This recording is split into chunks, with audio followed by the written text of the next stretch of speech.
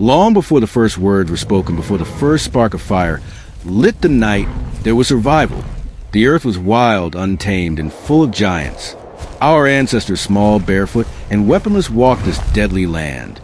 They had no claws, no fangs, but they had something far greater, a mind that could imagine the impossible. The world they lived in was not kind. Every shadow hid danger. Every sound could mean death. But hunger drove them forward.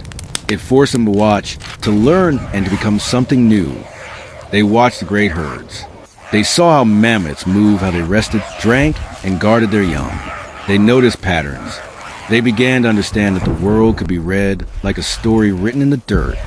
For the first time, humans came together not just to eat, but to plan, to share thought, to imagine a world beyond the moment.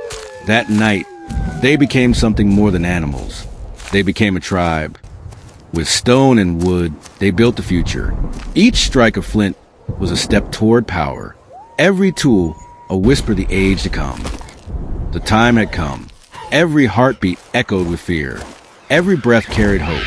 They knew one mistake could end them all, yet they stepped forward. In that moment, instinct met intelligence. They struck not for glory, but for survival. One hunter fell, another screamed, but together they stood their ground. Together they fought the giant. They had done the impossible. The beast that ruled their nightmares now lay still. In its fall, humanity rose. Homo sapiens is a distinct species of the hominid family of primates, which also includes all the great apes. Over their evolutionary history, humans gradually developed traits such as bipedalism, dexterity, and complex language, as well as interbreeding with other hominins, a tribe of the African hominid subfamily, indicating that human evolution was not linear but web-like. The study of the origins of humans involves several scientific disciplines, including physical and evolutionary anthropology, paleontology, and genetics.